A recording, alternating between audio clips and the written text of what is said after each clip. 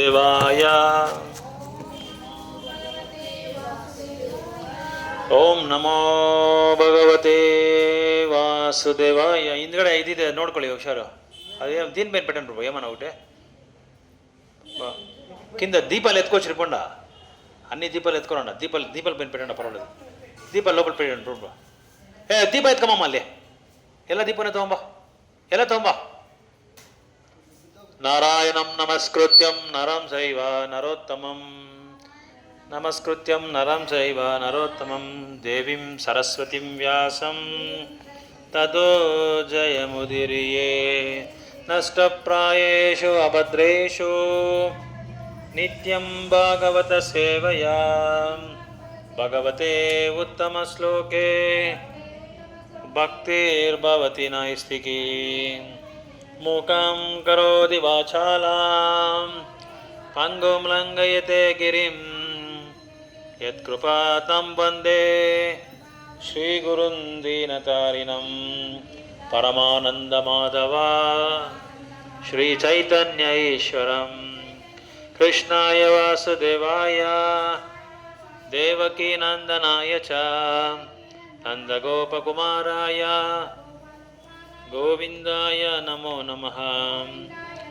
ಧೃತರಾಷ್ಟ್ರವಾಚ ಧರ್ಮಕ್ಷೇತ್ರೇ ಕುರುಕ್ಷೇತ್ರೇ ಸಮವೇತಾಯುತ್ಸವಃ, ಮಾಮಕಾ ಪಾಂಡವಶ್ಚೈವ ಕಿಮಕುರ್ವತ Sanjay, ಕಿಮಕುರ್ವತ Sanjay. Second ಶ್ಲೋಕ, Bhagavad Gita second ಶ್ಲೋಕ, first chapter. Sanjay ಉವಾಚ ದೃಷ್ಟ್ವಾ ತು ಪಾಂಡವಾನಿಕಂ ವ್ಯೂಢಂ ದುರ್ಯೋಧನಸ್ತದಾ ಆಚಾರ್ಯಂ ಉಪಸಂಗಮ್ಯ ರಾಜಾ ವಚನಂ ಅಬ್ರವೀತ್.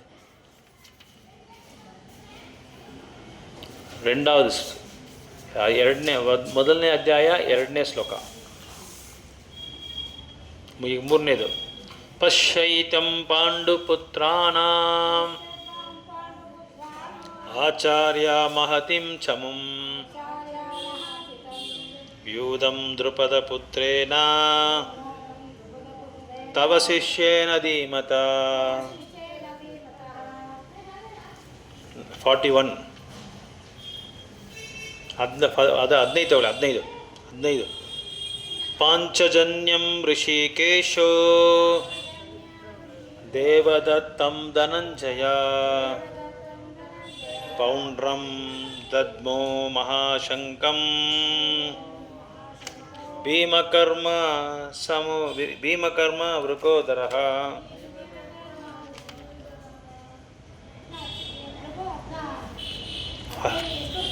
ಹದಿನೈದು ಆಯಿತು.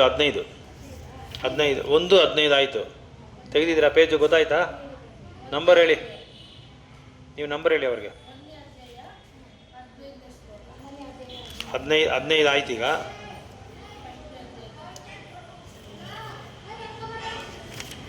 41.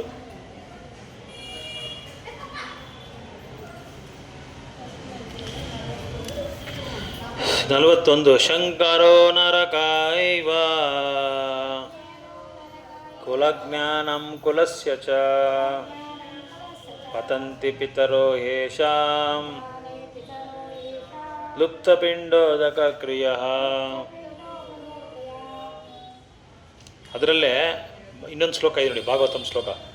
ಅದರಲ್ಲೇ ಸೇಮ್ ಭಾವಾರ್ಥಕ್ಕೆ ಮುಂದೆ ಒಂದಿದೆ, ನೋಡಿದ್ರಾ? ದೇವರ್ಷಿ ಭೂತಾಪ್ತನುರನಾಂ ಪಿತೃನಾಂ ನಾಕಿಂಕರೋ ನಯಮೃಣಿ ಚರಾಜಾನ್, ಸರ್ವಾತ್ಮನಾಯ ಶರಣಂ ಶರಣ್ಯಂ ಗತೋ ಮುಕುಂದಂ ಪರಿಹೃತ್ಯ ಕರ್ತಂ. 2:7 ಎರಡನೇ ಅಧ್ಯಾಯ 7ನೇ ಶ್ಲೋಕ. ಕಾರ್ಪಣ್ಯದೋಷೋಪಹತ ಸ್ವಭಾವಃ ಪೃಚ್ಛಾಮಿ ತ್ವಾಂ ಧರ್ಮ ಸಮೂಢಚೇತಃ. ಸಿಗ್ತಾ? 7ನೇ ಶ್ಲೋಕ 2:7. ಹರೇ ಕೃಷ್ಣ. ಕಾರ್ಪಣ್ಯದೋಷೋಪಹತ ಸ್ವಭಾವಃ ಪೃಚ್ಛಾಮಿ ತ್ವಾಂ ಧರ್ಮಸಮೂಢಚೇತಸ ಯಚ್ಛ್ರೇಯಃ ಸ್ಯಾನ್ ನಿಶ್ಚಿತಾಂ ಬ್ರೂಹಿ ತನ್ಮೇ. ಮೇಲೆ ನೋಡಿ, ಇಲ್ಲಿ ನೋಡಿ, ನೋಡ್ಕೊಳ್ಳಿ, ನೋಡಿ ಮಾತಾಜಿ ಗೀತಾ ಮಾತಾಜಿ, ಇಲ್ಲಿ ಅಧ್ಯಾಯ 2 ಅಂತ ಇರುತ್ತಲ್ಲ, ಅಲ್ಲಿ ಕೆಳಗಡೆ ನೋಡಿ ಯಾವ ಶ್ಲೋಕ ಅಂತ ನೋಡಿ. 2 ಕೆಳಗಡೆ 7 ಅಂತ ಇರುತ್ತೆ ನೋಡಿ. 7ನೇ ಶ್ಲೋಕ ಇರುತ್ತೆ ನೋಡಿ.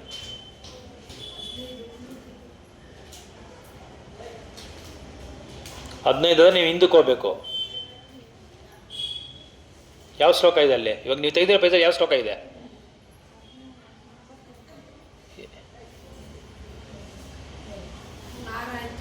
ಹಾಂ 7 ಅಷ್ಟೇ. ಮೇಲೆ ನೋಡ್ಕೊಳ್ಳಿ, ಕೆಳಗಡೆ ನೋಡ್ಕೊಳ್ಳಿ ಅಷ್ಟೇ. ಮೇಲೆ ಪೇಜ್ ನಂಬರು, ಇದು ಅಧ್ಯಾಯ ಕೆಳಗಡೆ ಶ್ಲೋಕ ನಂಬರು. ಕಾರ್ಪಣ್ಯದೋಷೋಪಹತ ಸ್ವಭಾವಃ ಪೃಚ್ಛಾಮಿ ತ್ವಾಂ ಧರ್ಮ ಸಮೂಢಚೇತಃ ಯಚ್ಛ್ರೇಯಃ ಸ್ಯನ್ನಿಶ್ಚಿತಂ ಬ್ರೂಹಿ ತನ್ಮೇ ಶಿಷ್ಯಸ್ತೇಹಂ ಶಾದಿಮಾಂ ತ್ವಂ ಪ್ರಪನ್ನಂ. ಸೊ ನಮ್ಮ ರೆಗ್ಯುಲರ್ ಶ್ಲೋಕಕ್ಕೆ ನಾವು ಹೊರಟೋಗೋಣ. ಅಧ್ಯಾಯ 2 ಶ್ಲೋಕ ನಂಬರ್ 49. 2:49 ತಿರುಗಿಸಿ ನೀವು ಇನ್ನೂ ಮೇಲೆ 2 ಇದೆಯಾ? ಮೇಲೆ ಅಧ್ಯಾಯ 2 ಕೆಳಗಡೆ ಯಾವ ಶ್ಲೋಕ ಇದೆ ನೋಡಿ, ನಂಬರ್ ನೋಡಿ. ಆ ಬುಕ್ ಮಾರ್ಕ್ ಹಾಕ್ಕೊಂಬಿಡಿ, ದಾರ ಹಾಕಿಟ್ಕೊಂಡ್ಬಿಡ್ಬೇಕು. 49 2:49 249. இங்கே லோப்பில் எவரும் இல்லைதா? டெம்பிள் லோப்பில் இவ்வளோ யாராவது நம்ம டிவோட்டிஸ் இருக்காங்களா? இல்லை தானே? ஆமாம் ஆண்டி எங்கே? மாதாஜி நல்ல மாதாஜி ಅವರ್ಯಾ? 2:49 ದೂರೇನ ಹಿ ಆವಾರಂ ಕರ್ಮ ಬುದ್ಧಿಯೋಗಾಜ್ಜನಂಜಯ ಬುದ್ಧೋ ಶರಣಂ ಅನ್ವಿಚ್ಛ ಕೃಪನ್ನಃ ಫಲಹೇತವಃ ದೂರೇನ ಹಿ ಆವಾರಂ ಕರ್ಮ ಬುದ್ಧಿಯೋಗಾಜ್ಜನಂಜಯ ಬುದ್ಧೋ ಶರಣಂ ಅನ್ವಿಚ್ಛ ಕೃಪನ್ನಃ ಫಲಹೇತವಃ. ಈ ಕಡೆ ತಿರ್ಕೊಳ್ಳಿ ಮದುವೆ ಇಬ್ಬರು ಮೂರು, ನನ್ನ ಕಡೆ ತಿರ್ಕೊಬೇಕು. ಹಂಗೆ ಕೂತ್ಕೊಬಾರ್ದು. ಹಾಂ ವರ್ಡ್ ಬೈ ವರ್ಡ್ ಮೇಲೆ ಕೂತ್ಕೊಳ್ಳಿ. ನಿಮ್ಗೆ ಮಾತಾಜಿ ಹಾಂ ಮೇಲೆ ಕೂತ್ಕೊಂಬಿಡಿ. ಹಾಂ ಚೆನ್ನಾಗಿದೆ ಇದು, ಪರವಾಗಿಲ್ಲ. ಹಾಂ ದೂರೇನ ಓದಿ ಮಾತಾಜಿ, ಯಶೋದ ಮದುವೆ ಓದಿ ಯಾರಾದರೂ. ದೂರೇನ ಹಿ ಆವಾರಂ ಕರ್ಮ ಬುದ್ಧಿಯೋಗ ಧನಂಜಯ ಬುದ್ಧಿ ಇಟ್ಲಿಟ್ಲ ಅಲ್ಲಿ ಕೂರ್ಚೋಣ. ಕೃಪನ್ನಃ ಫಲಹೇತವಃ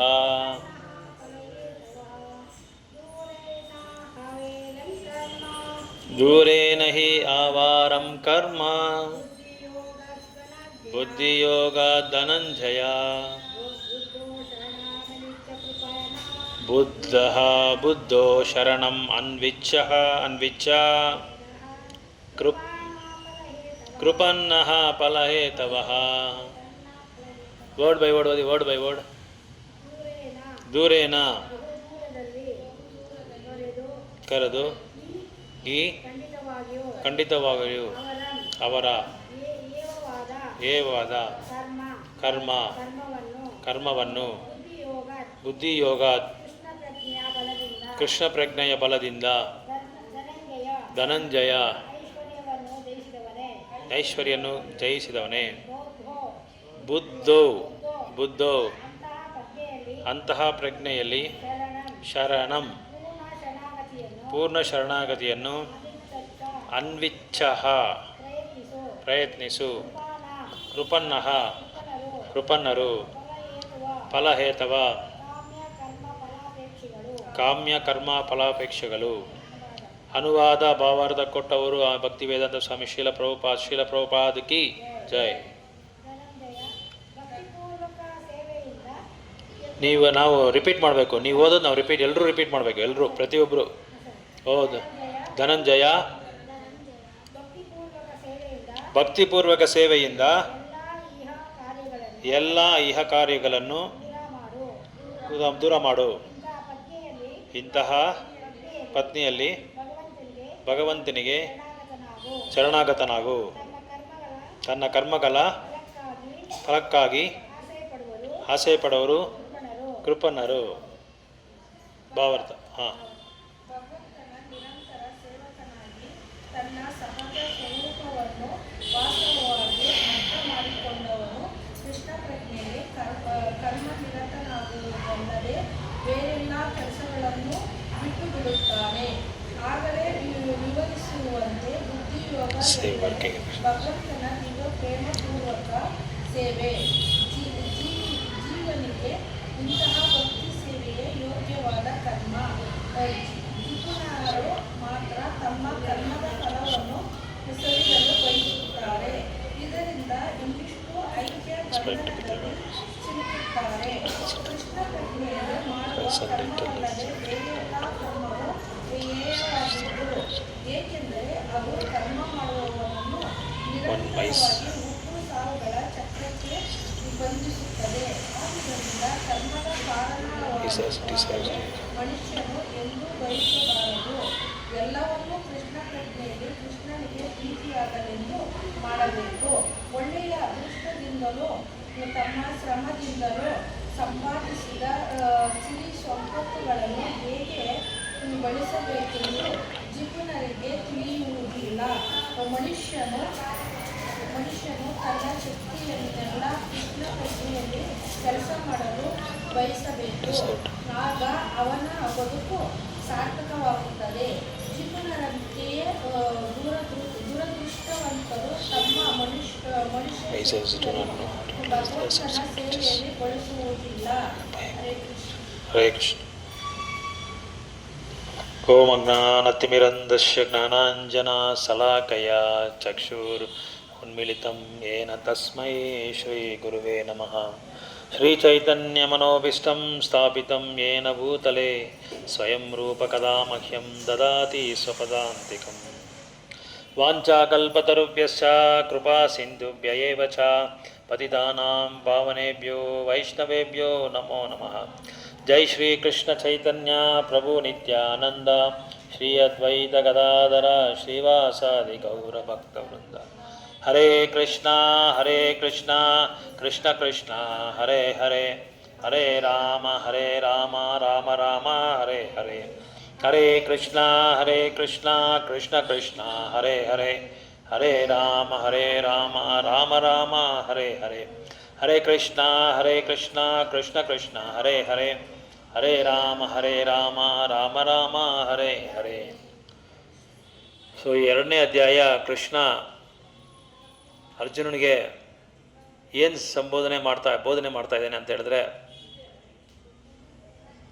ನನ್ನ ಪ್ರೀತಿಯ ಪಿತಾಜಿಯಾದ ಭೀಷ್ಮರನ್ನು ನನಗೆ ವಿದ್ಯೆ ಕಳಿಸ್ಕೊಟ್ಟಿದ್ದ ಗುರುವಾದ ದ್ರೋಣಾಚಾರ್ಯರಿಗೆ ಮತ್ತೆಲ್ಲರ ನನ್ನ ಸಹೋದರಿಗಳಿಗೆ ಇವರಿಗೆಲ್ರಿಗೂ ನಾನು ವಧ ಮಾಡಬೇಕು ಅಂತ ನನಗೆ ಇಷ್ಟ ಇಲ್ಲ. ಅವನ್ನೆಲ್ಲ ವಧ ಮಾಡಿಬಿಟ್ರೆ ನಾನು ಪಾಪಕ್ಕೆ ಬಲಿ ಆಗ್ಬಿಡ್ತೀನಿ ಅಂತ ಹೇಳ್ಬಿಟ್ಟು ಹೇಳುವಾಗ, ಕೃಷ್ಣ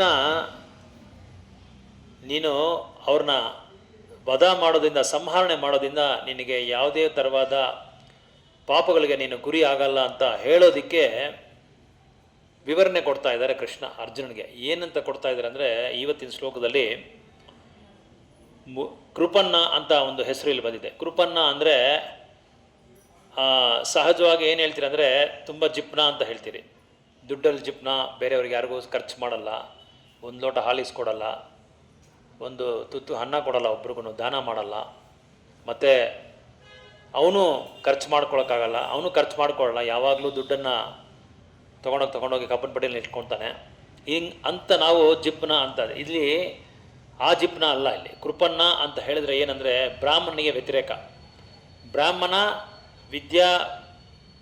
ವಿದ್ಯಾವಿಧಾನಗಳನ್ನು ವಿದ್ಯಾವಿಧಾನಗಳನ್ನು ಕಲ್ತ್ಕೊಂಡು ಮತ್ತಿತರರಿಗೆ ವೇದದಾನನ ಮಾಡ್ತಾನೆ. ಆದರೆ ಕೃಪನ್ನ ಏನು ಮಾಡ್ತಾನೆ ಅಂತ ಹೇಳಿದ್ರೆ ಇಲ್ಲಿ ಕರ್ಮಕಾಂಡಗಳಲ್ಲಿ ಅವನು ಏನು ಮಾಡ್ತಾನೆ, ಭಾಗವಹಿಸ್ಕೊಂಡು ತನ್ನ ದೇಹಕ್ಕೆ ಯಾವುದೇ ಥರವಾದ ಪ್ರೀತಿಯನ್ನು ಕೊಡುವುದು, ಮತ್ತು ಸುಖವನ್ನು ಕೊಡುವುದು, ಸಂತೋಷವನ್ನು ಕೊಡುವುದು, ಉಲ್ಲಾಸವನ್ನು ಕೊಡುವುದು ಯಾವುದಿದೆಯೋ ಅದನ್ನು ಎಲ್ಲ ರೀತಿಗಳಲ್ಲಿ ಅವನೇನು ಮಾಡ್ತಾನೆ, ಸಂತೋಷ ಪಡ್ಕೊಂಡಿರ್ತಾನೆ. ಆದರೆ ಮುಖ್ಯವಾದ ಈ ಮನುಷ್ಯ ಜನ್ಮ ಏನಕ್ಕೆ ಕೊಟ್ಟಿದ್ದಾರೆ ಅನ್ನೋದನ್ನು ಅವನು ಮಹತ್ವವಾಗಿ ಏನು ಮಾಡ್ತಾನಂದರೆ ಈ ಕೃಪನ್ನದ ಕೆಲಸಗಳು ಮಾಡಿಕೊಂಡಿರ್ತಾನೆ. ಈಗ ಒಂದು ಉದಾಹರಣೆಗೆ ಏನು ಹೇಳ್ತೀರಂದರೆ, ಒಂದು ಮೆರ್ಸಿಡೀಸ್ ಕಾರ್ ಇದೆ, ತುಂಬ ಕಾಸ್ಟ್ಲಿಸ್ಟ್ ಕಾರ್ ಮೆರ್ಸಿಡೀಸ್ ಕಾರ್ ಅಂತ ಹೇಳಿದ್ರೆ, ಒಬ್ಬ ಮೆರ್ಸಿಡೀಸ್ ಕಾರ್ ತೊಗೊಂಡು ಏನು ಮಾಡ್ತಾನೆ ಅಂತ ಹೇಳಿದ್ರೆ ಅದು ಕೋಟಿ ಆಗುತ್ತೆ ಆ ಕಾರು. ಅದನ್ನು ತೊಗೊಂಡೋಗಿ ವ್ಯವಸಾಯ ಮಾಡ್ತೀನಿ ಅಂತ ಹೇಳಿದ್ರೆ ಹೇಗಿರುತ್ತೆ? ವ್ಯವಸಾಯದಲ್ಲಿ ಆಗುತ್ತೆ ಅದು ಆಗುತ್ತೆ. ಆದರೆ ಏನು ಉಪಯೋಗ ಇದೆ? ಆ ಕಾರ್ನ ಇಟ್ಕೊಂಡು ಯಾವ ಥರ ಕೆಲಸ ಮಾಡಬೇಕು? ಉತ್ತಮವಾದ ಕೆಲಸಗಳು ಮಾಡಬೇಕು ಅಲ್ವಾ? ಅದನ್ನ ಇಟ್ಕೊಂಡು ತೊಗೊಂಡೋಗಿ ವ್ಯವಸಾಯದಲ್ಲಿ ನಾನು ಅದನ್ನು ಇದು ಮಾಡ್ತೀನಿ, ನಾನು ವ್ಯವಸಾಯ ಮಾಡ್ತೀನಿ ಕಾರಲ್ಲಿ ಅಂದರೆ ವೇಸ್ಟು.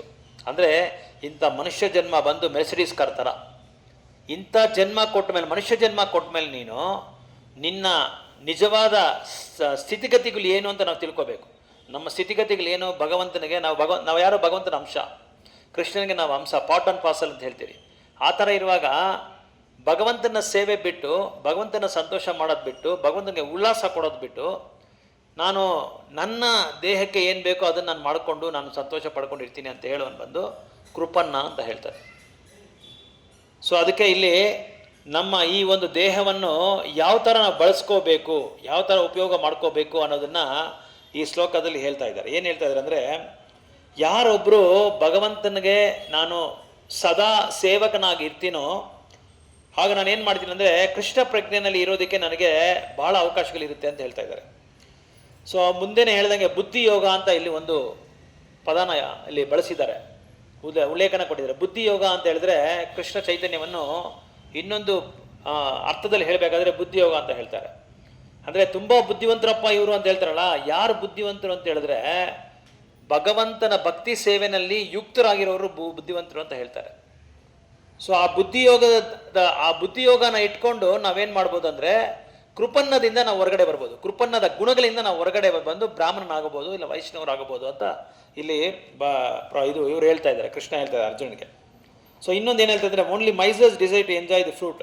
ಇಲ್ಲಿ ಮೈಸರ್ಸ್ ಅಂದರೆ ಅದೇ ಕೃಪನ್ನ. ಅವ್ರು ಏನು ಮಾಡ್ತಾರೆ ಅಂತ ಹೇಳಿದ್ರೆ, ಅವ್ರು ಏನೇ ಕಾರ್ಯ ಮಾಡಲಿ, ಯಾವುದೇ ಒಂದು ಕೆಲಸ ಮಾಡಲಿ, ಯಾವುದೇ ಒಂದು ಚಟುವಟಿಕೆಗಳು ಮಾಡಲಿ, ಅದರಿಂದ ಏನು ಮಾಡ್ತಾರೆ ಅಂತ ಹೇಳಿದ್ರೆ ಅದರದ ಫಲಿತಾಂಶ ಏನು ಬರುತ್ತೆ, ನನಗೆ ಏನು ಫಲ ಬರುತ್ತೆ, ನನಗೇನು ಲಾಭ ಇದೆ.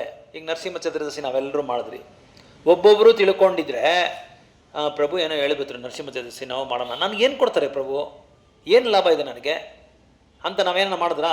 ಆ ಫಲಾಪೇಕ್ಷೆನೇ ನಾವು ಎದುರು ನೋಡಲಿಲ್ಲ. ನಮ್ಮ ಸರ್ವತ್ವ ನಾವೇನು ಮಾಡಿದ್ರಿ ಅವತ್ತಿನ ಫುಲ್ಲು ಏನು ಸರ್ವದಿನ ಏನು ಮಾಡಿದ್ರಿ, ಭಗವಂತನಿಗೆ ಅರ್ಪಣೆ ಮಾಡಿಬಿಟ್ರಿ. ಬೆಳಗ್ಗೆಯಿಂದ ಪ್ರತಿ ಒಬ್ಬರು 3 ದಿನದಿಂದ ಅದರದ್ದೇ ಜ್ಞಾನ, ಅದರದ್ದೇ ಧ್ಯಾನ, ಯಾವಾಗಲೂ ನರಸಿಂಹನಿಗೆ ಹೆಂಗೆ ಮಾಡೋಣ. ಗೀತಾ ಮಾತಾಜಿ ಡೆಕೋರೇಷನ್ ಎಲ್ಲ ಮಾಡ್ಕೊಂಬಂದರು, ಯಶೋಧ ಮಾತಾಜಿ ಫ್ರೂಟ್ಸ್ ಎಲ್ಲ ಕಟ್ ಮಾಡಿದ್ರು, ಭಾರತಿ ಮಾತಾಜಿ ಸ್ವಲ್ಪ ದುಡ್ಡು ಕೊಟ್ಟರು, ಇವರು ನಮ್ಮ ಜಯಲಕ್ಷ್ಮಿ ಮಾತಾಜಿ ಸ್ವೀಟ್ ಪೊಂಗಲ್ ಮಾಡಿಕೊಟ್ರು, ಪ್ರತಿಮಾ ಮಾತಾಜಿ ಪೊಂಗಲ್ ಮಾಡಿಕೊಟ್ರು, ಇದು ಪುಳಿಯೋಗರೆ ಮಾಡಿಕೊಟ್ರು, ಇವರೆಲ್ಲ ಡೆಕೋರೇಷನ್ ಮಾಡಿದ್ರು. ನೇತಪ್ಪ ನಾನು 3 ದಿನದಿಂದ ನನ್ನ ಜೊತೆಲೇ ಇದ್ದಾರೆ, ನೇತಪ್ಪ ಒಬ್ಬರೇ, ಅವರೇ ಇನ್ವಿಟೇಷನ್. ನಳಿನಾ ಮಾತಾಜಿ, ಇವರು, ನಾನು, ಇವನು ನಮ್ಮ ಭುವನೇಶ್ ಒಂದೊಂದು ಮನೆಗೆ ಹೋಗಿ ಇನ್ವಿಟೇಷನ್ ಕೊಟ್ಟಿದ್ದಾನೆ. ಇನ್ವಿಟೇಷನ್ ಅರ್ಧ ಖಾಲಿ ಮಾಡಿರೋದು ಅವನೇ. ಮೇಲೆ ನಮ್ಮ ಕೈಲಿ ಆಗದೇ ಇರೋ ಜಾಗದಲ್ಲಿ ಅವನು ಹೋಗ್ತಾನೆ. ಸೊ ನಮ್ಮ ಸೇವೆಯನ್ನು ನಮಗೋಸ್ಕರ ಸಂತೋಷ ಮಾಡಿಕೊಡ್ತೀರಾ, ಭಗವಂತನಿಗೋಸ್ಕರ ಸಂತೋಷ ಮಾಡ್ತೀರಲ್ವ, ಅವ್ರನ್ನ ಬ್ರಾಹ್ಮಣ ಅಂತ ಹೇಳ್ತಾರೆ. ಅದಿಲ್ಲದೆ ನನ್ನ ದೇಹಕ್ಕೆ, ನನ್ನ ಸಂತೋಷಕ್ಕೆ ನಾವು ಮಾಡ್ಕೊಳ್ಳೋದನ್ನ ಕೃಪನ್ನ ಅಂತ ಹೇಳ್ತಾರೆ. ಅಂದರೆ ಅವನು ಮರ್ತು ಬಿಟ್ಟಿದ್ದಾನೆ. ಏನು ಮರ್ತು ಬಿಟ್ಟಿದ್ದಾನೆ ಅಂದರೆ ಅಜ್ಞಾನದಲ್ಲಿದ್ದಾನೆ. ಏನು ಅಜ್ಞಾನದಲ್ಲಿದ್ದಾನೆ ಅಂದರೆ ನಾನು ಭಗವಂತನ ಸೇವಕ ಅನ್ನೋದೇ ಗೊತ್ತಿಲ್ಲ ಅವನಿಗೆ. ಅದನ್ನು ಮರ್ತೋಗಿ ಅವನೇನು ಮಾಡ್ತಾ ಇದ್ದಾನೆ, ಅವನೇ ಏನೇನು ಬೇಕೋ ಅದನ್ನು ಮಾಡ್ಕೊತಾ ಇದ್ದಾನೆ. ಅದನ್ನೇನು ಹೇಳ್ತಾರೆ ಅಂದರೆ ತನ್ನ ಸಂತೋಷಕ್ಕೋಸ್ಕರ, ತನ್ನ ಸಂತೃಪ್ತಿ ಮಾಡ್ಕೊಳ್ಳೋದಕ್ಕೋಸ್ಕರ, ತನ್ನ ಸಂತೋಷ ಮಾಡೋಕ್ಕೆ, ಭಗವಂತನ ಸಂತೋಷ ಮಾಡೋಕ್ಕಲ್ಲ, ತನ್ನ ಸಂತೋಷ ಮಾಡ್ಕೊಳ್ಳೋಕ್ಕೆ ಏನೇನು ಬೇಕಾದರೂ ಬೇರೆ ಬೇರೆ ವಿಧವಾದ ಒಂದು ಚಟುವಟಿಕೆಗಳು ಮಾಡ್ಕೊತಾನೆ ಇರ್ತಾನೆ. ಅದೇ ಇಲ್ಲಿ ಹೇಳ್ತಾ ಇದ್ದಾರೆ, one should therefore never desire to be the cause of work, everything should be done in Krishna causes for the satisfaction of Krishna. ನಮಗೋಸ್ಕರ ನಾವು ಏನು ಮಾಡ್ಕೋಬಾರ್ದಂತೆ, ಯಾವುದೇ ಕೆಲಸ ಮಾಡಿದ್ರೇನು ಭಗವಂತನ ಸಂತೃಪ್ತಿ ಮಾಡೋ ಥರ ಮಾಡಬೇಕಾದ್ರೆ. ಈಗ ನಮಗೆ ಒಂದು ಬೋನಸ್ ಬಂತು, ದೀಪಾವಳಿ ಬೋನಸ್ ಬಂತು, ಇಲ್ಲ ಯಾವುದೋ ಒಂದು ಲ್ಯಾಂಡ್ ಮಾರಿದ ದುಡ್ಡು ಬಂತು, ತಕ್ಷಣ ನಾವೇನು ಮಾಡ್ತೀರಿ, ಭಗವಂತನ ಸೇವೆಗೋಸ್ಕರ ನಾವು ಅದನ್ನು ಬಳಸ್ಕೊತೀವಿ. ಬೇರೆಯವರು ಅದೇನು ಮಾಡ್ತಾರೆ, ಅದನ್ನು ಇನ್ನೂ ಇನ್ವೆಸ್ಟ್ ಮಾಡೋಣ, ಡಬಲ್ ಇನ್ವೆಸ್ಟ್ಮೆಂಟ್ ಮಾಡೋಣ, ಎಲ್ಲಿ ನಮ್ಗೆ ಲಾಭ ಬರುತ್ತೋ ಅಲ್ಲಿ ನಾವು ದುಡ್ಡು ಹಾಕೋಣ, ಮತ್ತು ಇನ್ನೂ ಲಕ್ಷ ಇರೋದು 2 ಲಕ್ಷ ಆಗಲಿ, 2 ಲಕ್ಷ 4 ಲಕ್ಷ, ಆ ಥರ ಕೃಪಣಗಳು ಮಾಡ್ತಾರೆ. ಆದರೆ ಬ್ರಾಹ್ಮಣರು ಭಕ್ತರು ಏನು ಮಾಡ್ತಾರೆ, ಭಗವಂತನಿಗೆ ಪ್ರಸಾದ ಕೊಡೋಣ, ದುಡ್ಡು ಕೊಡೋಣ, ಭಗವಂತನ ಉತ್ಸವಗಳು ಮಾಡೋಣ, ವೈಷ್ಣವರಿಗೆ ಸೇವೆ ಮಾಡೋಣ, ಪ್ರಚಾರ ಮಾಡೋರಿಗೆ ಸೇವೆ ಮಾಡೋಣ, ಇಲ್ಲ ಭಗವದ್ಗೀತಾ ಬುಕ್ಕು ಯಾರಿಗಾದ್ರೂ ದಾನ ಕೊಡೋಣ, ಈ ಥರ ಅವರು ಸೇವೆನಲ್ಲಿ ಯುಕ್ತರಾಗ್ತಾರೆ ಹೊತ್ತು ಅವ್ರಿಗೋಸ್ಕರ ಅವರು ಮಾಡ್ಕೊಳ್ಳಲ್ಲ. ಅದಕ್ಕೆ ಇಲ್ಲಿ ಹೇಳ್ತಾ ಇದ್ದಾರೆ, misers do not know how to utilise assets. ಈಗ ಅವ್ನಿಗೆ ಹೆಂಗೆ ಬಂದಿದೆ ದುಡ್ಡು ಅಂದರೆ ಏನೋ ಒಂದು ಅದೃಷ್ಟ, ಅವನಿಗೆ ಈ ಕೃಪಣ ಅವನಿಗೆ ಏನೋ ಅದೃಷ್ಟದಿಂದ ಬಂದಿರ್ಬೋದು, ಇಲ್ಲ ಕಷ್ಟಪಟ್ಟು ದುಡ್ಡು ಬಂದಿರ್ಬೋದು. ಆ ಕಷ್ಟಪಟ್ಟು ದುಡ್ಡಿರೋ ಇಲ್ಲ ಅದೃಷ್ಟದಿಂದ ಬಂದಿರೋ ದುಡ್ಡನ್ನ ಯಾವ ಥರ ಬಳಸ್ಕೋಬೇಕು ಅನ್ನೋದು ಈ ಕೃಪಣರಿಗೆ ಗೊತ್ತಿಲ್ಲ ಅಂತ ಇಲ್ಲಿ ಹೇಳ್ತಾ ಇದ್ದಾರೆ. ಪ್ರಭುಪಾದ ಅದೇ ಹೇಳ್ತಾರೆ, ಅವ್ನು ಏನೋ ಬಂದಿರುತ್ತೆ, ಅದೃಷ್ಟ ಮಾಡೋ ಇಲ್ಲ ಅದೃಷ್ಟ ಕಷ್ಟಪಟ್ಟೋ ಏನೋ ಆ ದುಡ್ಡು ಬಂದಿರುತ್ತೆ, ಆ ದುಡ್ಡನ್ನ ಯಾವ ಥರ ಬಳಸ್ಕೋಬೇಕು ಅಂತ ಗೊತ್ತಿಲ್ಲ, ಯಾರಿಗೋಸ್ಕರ ಅದು ಬಳಸ್ಕೋಬೇಕು ಅಂತ ಗೊತ್ತಿಲ್ಲ. ಅದನ್ನೇ ಈ ಶ್ಲೋಕದಲ್ಲಿ ಹೇಳ್ತಾರೆ. ಒನ್ ಶುಡ್ ಸ್ಪೆಂಡ್, ಇಲ್ಲಿ ಏನು ಹೇಳ್ತಾರೆ ಪ್ರಭುಪಾದರು, ಒಬ್ಬರು ತನ್ನ ಶಕ್ತಿಗಳೆಲ್ಲ, ತನಗೆ ಬಂದಿರೋ ಪ್ರತಿ ಲಾಭ ಶಕ್ತಿಗಳನ್ನೆಲ್ಲ ಸ್ವಲ್ಪ ಮಟ್ಟಿಗೆ ಭಗವಂತನಿಗೋಸ್ಕರ ಅಂತ ಎಲ್ಲ ಕೊಟ್ಬಿಡು ಅಂತ ಭಗವಂತ ಅಲ್ಲಿ ಹೇಳ್ತಾ ಇಲ್ಲ. ನಿನ್ನ ಕೈಯಲ್ಲಿ ಎಷ್ಟಾಗುತ್ತೋ, ನಿನ್ನ ಶಕ್ತಿ ಯಥಾಶಕ್ತಿ ಅಂತ ಹೇಳ್ತಾರೆ, ನಿನ್ನ ಕೈಯಲ್ಲಿ ಎಷ್ಟಾಗುತ್ತೋ ಅಷ್ಟು ಭಗವಂತನಿಗೋಸ್ಕರ ನೀನು ಅದನ್ನು ಖರ್ಚು ಮಾಡು, ಅವ್ರನ್ನ ಸಂತೃಪ್ತಿ ಮಾಡು. ಆಗ ನಿನಗೇನು ಯಾವುದೇ ಒಂದು ಇದು ಏನಾದರೂ ಸಮಸ್ಯೆಗಳು ಬಂದರೆ ಭಗವಂತ ಏನು ಮಾಡ್ತಾನೆ, ಆ ಸಮಸ್ಯೆಗಳನ್ನ ಪರಿಹಾರ ಮಾಡಲ್ಲ, ಶಕ್ತಿ ಕೊಡ್ತಾನೆ, ಮತ್ತು ಜ್ಞಾನ ಕೊಡ್ತಾನೆ, ಮತ್ತು ಅರಿವು ಕೊಡ್ತಾನೆ, ಅದನ್ನು ಯಾವ ಥರ ಬಗೆಹರಿಸಬೇಕು ಅನ್ನೋದನ್ನು ಇದನ್ನು ಅವ್ರು ಕೊಡ್ತಾನೆ, ಭಗವಂತನೇ ಕೊಡ್ತಾನೆ ನಮಗೆ. ಅದು ಹೇಳ್ತಾರೆ, one should spend all energies working in Krishna conscious and that will make it one life successful. ನಿಮ್ಮ ಜೀವನ ಯಶಸ್ವಿ ಆಗಬೇಕು ಅಂತ ಹೇಳಿದ್ರೆ ಆ ಒಂದು ನಮ್ಮ ಜೀವನನ ಮುಡುಪಾಗಿ ಭಗವಂತನ ಸೇವೆಗಾಗಿ ನಾವು ಇಟ್ಕೋಬೇಕು. ಭಗವಂತನ ಸೇವೆಗಾಗಿ, ಭಗವಂತನ ಸಂತೋಷಕ್ಕಾಗಿ, ಪ್ರತಿಯೊಂದು ಭಗವಂತನ ಸಂತೋಷಕ್ಕಾಗಿ ನಾವು ಮಾಡೋದ್ರಿಂದ ಏನಾಗುತ್ತೆ, ನಮ್ಮ ಜೀವನ ಬಂದೇನಾಗುತ್ತೆ, ಸಕ್ಸಸ್ಫುಲ್ ಆಗುತ್ತೆ ಅಂತ ಹೇಳ್ತಾ ಇದ್ದಾರೆ. So like the misers, unfortunate persons do not employ their human energy. ನಮ್ಮ ಒಂದು ಎನರ್ಜಿ ಇದೆಯಲ್ಲ, ನಮ್ಮ ಶಕ್ತಿನ, ನಮ್ಮ ಬುದ್ಧಿನ, ನಮ್ಮ ಚಮತ್ಕಾರನ, ನಮ್ಮ ವಿವೇಕವನ್ನು ಮೈಸರ್ಲಿ ಪರ್ಸನ್ಸ್ ಅಂದರೆ ಕೃಪಣರು ಏನು ಮಾಡ್ತಾರೆ ಅಂತ ಹೇಳಿದ್ರೆ ಅವ್ರಿಗಾಗಿ ಅವ್ರು ಬಳಸ್ಕೊತಾರೆ, ಹೊತ್ತು ಭಗವಂತನಿಗೋಸ್ಕರ ಬಳಸಲ್ಲ ಅಂತ ಈ ಶ್ಲೋಕದಲ್ಲಿ ಇರ್ತಾರೆ. ನೆಕ್ಸ್ಟ್ ಶ್ಲೋಕ ಓದಿ ಮಾತಾಡಿ, 50ನೇ ಶ್ಲೋಕ. ಅರ್ಥ ಆಯ್ತಾ ಇದು? ಈ ಶ್ಲೋಕ ಅರ್ಥ ಆಯ್ತಾ? ಓಕೆ, 50ನೇ ಶ್ಲೋಕ ಓದಿ. ಹಾ, ಬುದ್ಧಿಯುಕ್ತೋ ಜಹಾತಿ ಹಾ ಉಭೇ ಸುಕೃತ ದುಷ್ಕೃತೆ ತಸ್ಮಾದ್ ಯೋಗಾಯ ಯುಜ್ಯಸ್ವ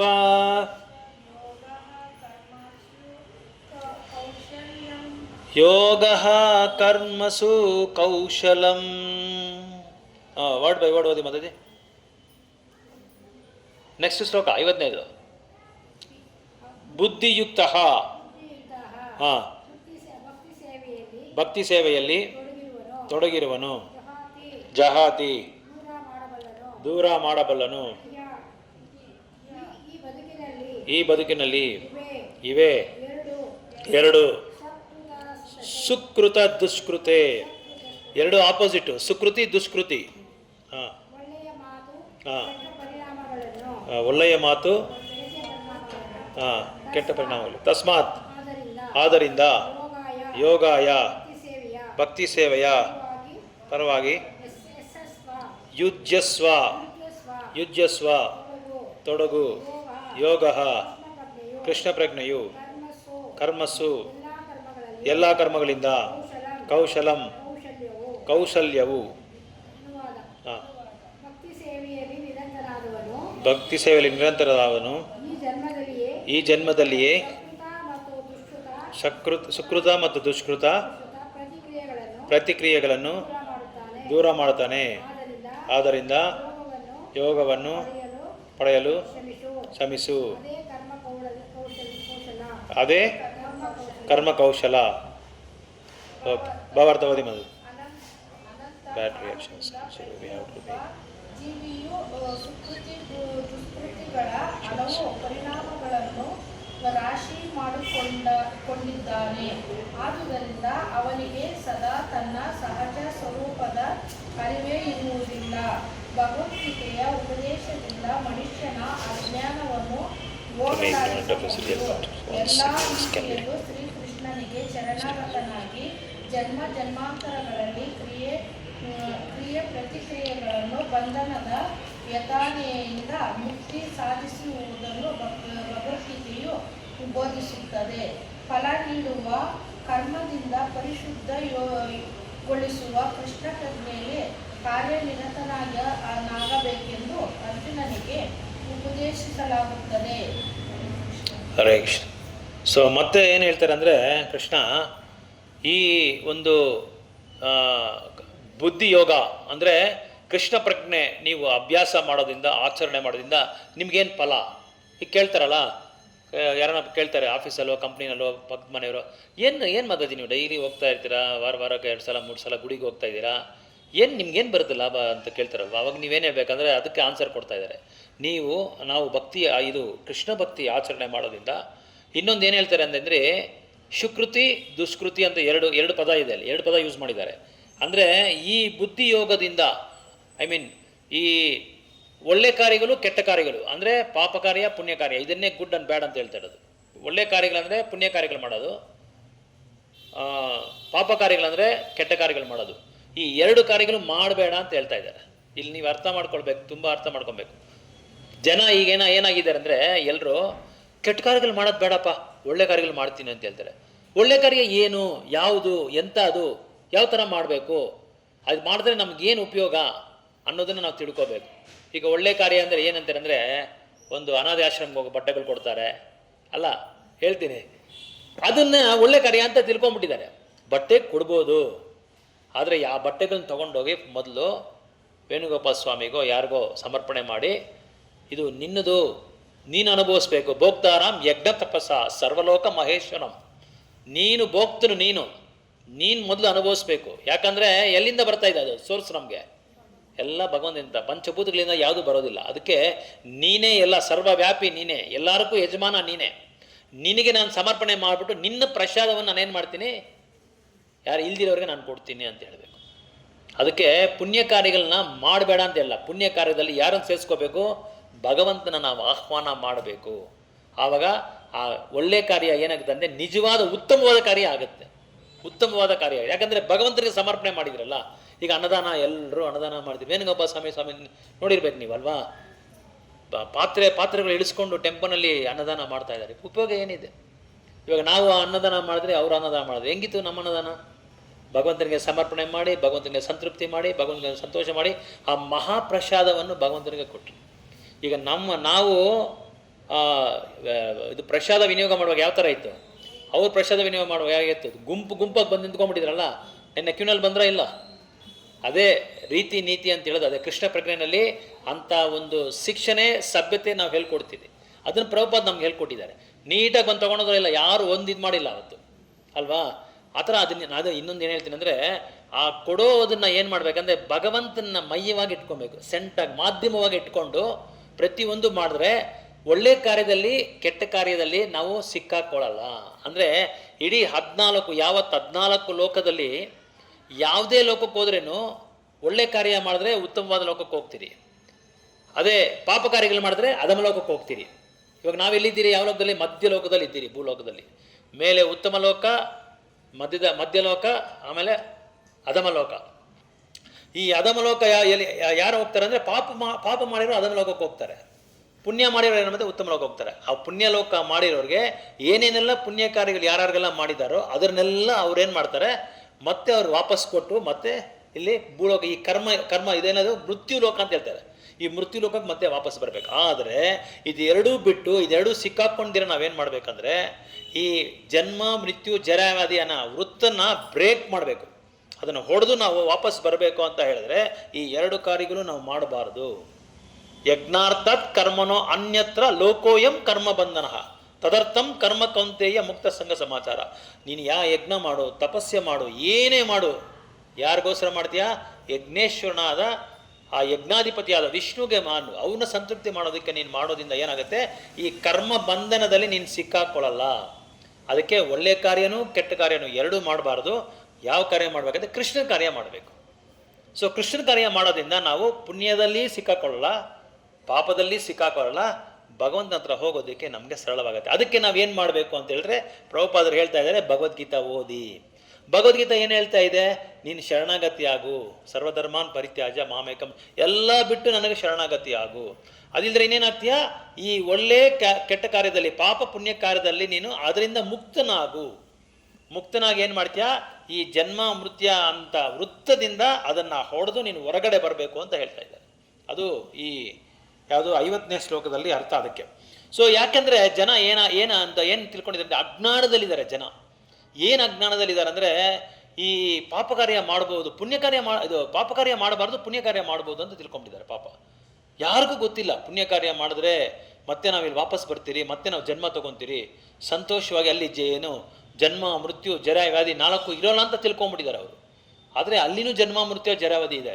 ಹಿರಣ್ಯಕಶಿಪು ನರಸಿಂಹ ಲೀಲೆಯಲ್ಲಿ ಬ್ರಹ್ಮನಿಗೆ ವರ ಕೇಳುವಾಗ ಬ್ರಹ್ಮಗೆ ಹೇಳ್ತಾನೆ, ನಾನು ಅಮರಜೀವಿಯಾಗಿರಬೇಕು, ನಾನು ಯಾರು ನನ್ನ ಸಾಯಿಸಬಾರ್ದು ಅಂತ ಒಂದು ವರನ ನನಗೆ ಕೊಡು ಅಂದರೆ, ಅದು ಯಾರ ಹತ್ರ ವರ ಕೇಳಬೇಕದು ಅಲ್ಲ. ಈಗ ನಾನು ಅಮರಜೀವಿಯಾಗಿರಬೇಕು, ನಾನು ಅಮರಜೀವಿಯಾಗಿದ್ದರೆ ಅವರು ಅಮರಜೀವಿ ಅಂತ ವರ ಅವ್ರಿಗೆ ಇರಬೇಕಲ್ವಾ, ಅವ್ರ ಹತ್ರ ಇರಬೇಕದು. ಅವ್ರ ಹತ್ರ ಇದ್ರೆ ನಮ್ಗೆ ಕೊಡೋಕ್ಕಾಗೋದು. ಅವರೇ ಅಮರಜೀವಿ ಇಲ್ಲ. ಬ್ರಹ್ಮಗೆ ಸಾವಿದೆ, ಬ್ರಹ್ಮಗೆ ಜನ್ಮ ಮೃತ್ಯು ಜರಾವಧಿ 4 ಇದೆ. ಹಂಗಿರುವಾಗ ಅವರು ಇನ್ನೊಬ್ಬರಿಗೆ ಇದು ಕೊಡೋಕ್ಕಾಗತ್ತಾ? ನೀನು ಅಮರಜೀವಿಯಾಗಿರ್ತೀರಪ್ಪ ತಥಾಸ್ತು ಅಂತಿರ. ಬ್ರಹ್ಮ ನಕ್ಕೊಂತ ಇದ್ದಾರೆ, ಒಳಗಡೆ ನಗಿತಾ ಇದ್ದಾರೆ. ಹುಚ್ಚ, ನನಗೇ ಜನ್ಮ ಮೃತ್ಯು ಜರಾವಧಿ ಇದೆಯಾ, ನಿನಗೆಂಗಯ್ಯ ನಾನು ಕೊಡಲಿ ಅಂತ ತಿಳ್ಕೊಂಡು, ಆಯಿತು ತಥಾಸ್ತಪ್ಪ ಅಂತ ಹೇಳಿದ್ರು. ಅದನ್ನು ಕೃಷ್ಣ ನೋಡ್ಕೊಂಡು ಏನು ಮಾಡಿದ್ರು, ನರಸಿಂಹ ಅವತಾರ ಬರ್ಕೊಂಡು ಬ್ರಹ್ಮ ಏನೇನೆಲ್ಲ ವರ ಕೊಟ್ಟಿದ್ದಾರೋ ಅದಕ್ಕೆ ತಕ್ಕಂತೆ, ಅದಕ್ಕೆ ಯಾವುದೇ ಒಂದು ಅವ್ರು ಕೊಟ್ಟಿರೋ ವರದಲ್ಲಿ ಅವ್ರಿಗೆ ಇದಾಗಬಾರ್ದು.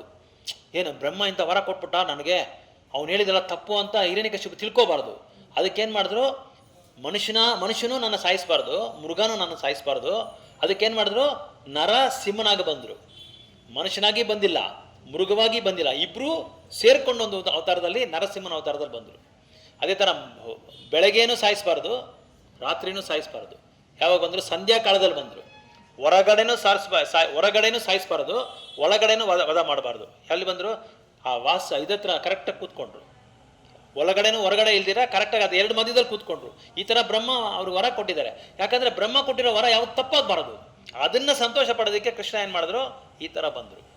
ಸೊ ಈ ಥರ ಇಲ್ಲಿ ಜನ ಈ ಕಲಿಯುಗದಲ್ಲಿ ಏನು ತಿಳ್ಕೊಂಡ್ಬಿಟ್ಟಿದ್ದಾರೆ ಅಂದರೆ, ಈ ಪಾಪ ಕಾರ್ಯಗಳು ಮಾಡಿದ್ರೆ, ನಾವು ಪುಣ್ಯ ಕಾರ್ಯಗಳು ಮಾಡಿದ್ರೆ ನಾವು ಸ್ವರ್ಗಲೋಕಕ್ಕೆ ಹೋಗ್ತೀರಿ. ಸ್ವರ್ಗಲೋಕ ಇರೋದು ಬಂದು ಭೌತಿಕ ಪ್ರಪಂಚದಲ್ಲಿ ಇರೋದು. ಆ ಭೌತಿಕ ಪ್ರಪಂಚನೇ ನಮಗೆ ಸರಿಯಾದ ಲೋಕ ಅಲ್ಲ, ಉತ್ತಮವಾದ ಲೋಕ ಅಲ್ಲ. ಉತ್ತಮವಾದ ಲೋಕ ಬಂದು ವೈಕುಂಠ. ಆ ವೈಕುಂಠಕ್ಕೆ ಹೋಗಬೇಕಾದ್ರೆ ಈ 2 ಇದರಿಂದ ನಾವು ಹೊರಗಡೆ ಬರಬೇಕು. ಯಾವುದು ಪಾಪ ಕಾರ್ಯದಿಂದನೂ ಹೊರಗಡೆ ಬರಬೇಕು, ಪುಣ್ಯ ಕಾರ್ಯದಿಂದ ಹೊರಗಡೆ ಬರಬೇಕು. ಅದಕ್ಕೆ ಪ್ರಭುಪಾದ ಹೇಳ್ತಾರೆ, ನೀನು ಭಗವದ್ಗೀತಾ ಓದಬೇಕು. ಭಗವದ್ಗೀತಾ ಓದ್ಕೊಂಡು ಅಲ್ಲಿ ಏನು ಹೇಳಿದರೆ ಕೃಷ್ಣ, ನನಗೆ ಶರಣಾಗತಿಯಾಗು, ಎಲ್ಲ ಬಿಟ್ಟು ನನಗೆ ಶರಣಾಗತಿಯಾಗು, ಈ ಪಾಪ ಪುಣ್ಯ ಕಾರ್ಯದಿಂದ ನೀನು ಹೊರಗಡೆ ಬಾ ಅಂತ ಹೇಳ್ತಾ ಇದ್ದಾರೆ. 51 ಓದಿ. ಸೊ ಅರ್ಜುನಿಗೆ ಉಪದೇಶ ಕೊಡ್ತಾ ಇದ್ದಾರೆ, ನೀನು ಕೃಷ್ಣ ಪ್ರಜ್ಞೆ ಮಾಡಲೇಬೇಕು. ಕೃಷ್ಣ ಪ್ರಜ್ಞೆ ಮಾಡೋದ್ರಿಂದ ಏನಾಗುತ್ತೆ, ನಮಗೆ ಪ್ಯೂರಿಫೈ ಆಗುತ್ತೆ, ಶುದ್ಧ ಆಗ್ತೀರಿ, ನಾವು ಶುದ್ಧ ಆಗ್ತೀರಿ. ಓಕೆ, ಆ ಶುದ್ಧ ಆಗ್ತೀರಿ. ಇನ್ನೊಂದು, ನಾವು ಮಾಡಿರೋ ಈ ಚಟುವಟಿಕೆಗಳಿದೆಯಲ್ಲ, ಇವ್ರು ಯಾಕೆ ಈ ಥರ ನಾವು ಜನ್ಮಗಳು ತೊಗೊತಾ ಇದ್ದೀರ ಅಂದರೆ, ನಾವು ಮಾಡಿರೋ ಕಾರ್ಯಕ್ಕೆ ಇನ್ನೊಂದು ಪ್ರತಿಕಾರ್ಯ ಇರುತ್ತೆ. ಒಳ್ಳೇದು ಮಾಡಲಿ ಕೆಟ್ಟದ್ದು ಮಾಡಲಿ ನಮಗೆ ಪ್ರತಿಕಾರ್ಯ ಆಗುತ್ತೆ. ಈಗ ನಾನು ನೇತಪ್ಪನ ಬೈತೀನಿ ಅಂತ ಹೇಳಿದ್ರೆ ಮತ್ತೆ ನೇತಪ್ಪ ನಾನು ಬೈಬೇಕು. ಯಾಕಂದ್ರೆ ನಾನು ಮಾಡಿರೋ ಕಾರ್ಯ ಅಂಥ ಕಾರ್ಯ. ಚರ್ಯಗೆ ಪ್ರತಿಚರ್ಯ ಅರ್ಥ ಆಗುತ್ತೆ. ಚರ್ಯಗೆ ಪ್ರತಿಚರ್ಯ. ನಾನು ಒಬ್ಬರು ನೋಡಿದ್ರೆ ನನ್ನ ಒಬ್ಬರು ಹೊಡಿತಾರೆ. ಒಂದು ಇರುವೆನ ನಾನು ತುಳಿದ್ರೆ ಆ ಇರುವೆ ಬಂದು ನಾನು ತುಳಿದಂಗೆ ನೋಡ್ತಾರೆ ಭಗವಂತ. ಅಂಥ ಕಾರ್ಯ ಮಾಡಬಾರ್ದು. ಯಾವುದೇ ಕಾರ್ಯ ಮಾಡಿದ್ರು ಮತ್ತೆ ಅದಕ್ಕೆ ಪ್ರತಿಚರ್ಯ, ರಿಯಾಕ್ಷನ್ ಇರಬಾರ್ದು. ರಿಯಾಕ್ಷನ್ ಇಲ್ದಿರ ಮಾಡು ಅಂತ ಹೇಳ್ತಾ ಇದ್ದಾರೆ. ಅರ್ಥ ಆಯ್ತಲ್ಲ? ಓಕೆ, 51. ಕರ್ಮಜಾಂ ಬುದ್ಧಿಯುಕ್ತಾ ಹಿ ಫಲಂ ತ್ಯಕ್ತ್ವಾ ಮನೀಷಿನಃ ಜನ್ಮಬಂಧ ವಿನಿರ್ಮುಕ್ತಃ ಪದಂ ಗಚ್ಚಂತಿ ಅನಮಯಂ ಗಚ್ಚಂತಿ ಅನಮಯಂ. ತುಂಬ ಬ್ಯೂಟಿಫುಲ್ ಶ್ಲೋಕ ಇದು, ಓದಿ. ಅದು ವರ್ಡ್ ಬೈ ವರ್ಡ್ ಓದಿ. ಕರ್ಮದಯಂ ಕರ್ಮಜಂ ಕಾಮ್ಯ ಕರ್ಮಗಳಿಂದ ಕಾಮ್ಯ ಕರ್ಮಗಳಿಂದ ಉಂಟಾದ ಬುದ್ಧಿಯುಕ್ತ ಬುದ್ಧಿಯುಕ್ತ ಭಕ್ತಿ ಸೇವೆಯಲ್ಲಿ ಭಕ್ತಿ ಸೇವೆಯಲ್ಲಿ ತೊಡಗಿದ ಈ ಈ ಇಚ್ಛಿತವಾಗಿಯೂ ಇಚ್ಛಿತವಾಗಿಯೂ ಫಲಗಳನ್ನು ತ್ಯಜಿಸಿ ಮಹರ್ಷಿಗಳು ಅಥವಾ ಭಕ್ತರು ಜನ್ಮಬಂಧ ಜನ್ಮಬಂಧ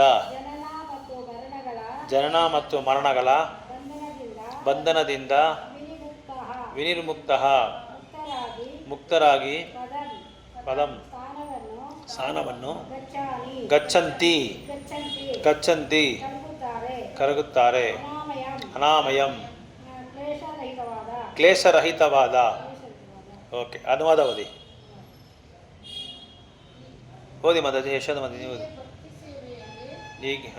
ಹೀಗೆ ಭಕ್ತಿ ಸೇವೆಯಲ್ಲಿ ನಿರತರಾಗಿ ಮಹರ್ಷಿಗಳು ಅಥವಾ ಭಕ್ತರು ಐಕ್ಯ ಜಗತ್ತಿನಲ್ಲಿ ಕರ್ಮಫಲದಿಂದ ಮುಕ್ತರಾಗುತ್ತಾರೆ. ಹೀಗೆ ಅವರು ಹುಟ್ಟು ಸಾವುಗಳ ಚಕ್ರದಿಂದ ಬಿಡುಗಡೆ ಹೊಂದುತ್ತಾರೆ ಮತ್ತು ಭಗವದ್ಧಾಮಕ್ಕೆ ಮರಳಿ ಎಲ್ಲ ದುಃಖಗಳನ್ನು ಮೀರಿದ ಸ್ಥಿತಿಯನ್ನು ಪಡೆಯುತ್ತಾರೆ. ಇದು ಓದಿ. ಸಮಶ್ರಿತ ಯೇ ಪಾದ ಪಲ್ಲವ ಪ್ಲವಂ ಮಹತ್ಪಾದಂ ಪುಣ್ಯಯಶೋ ಮುರಾರೇ ಭವಾಂ ಬುದ್ಧಿರ್ವಾತ್ಸಪದಂ ಪರಂ ಪದಂ ವಾತ್ಸಪದಂ ಪರಂ ಪದಂ ಯದ್ವಿಪದಂ ನಟೇಶಾಂ.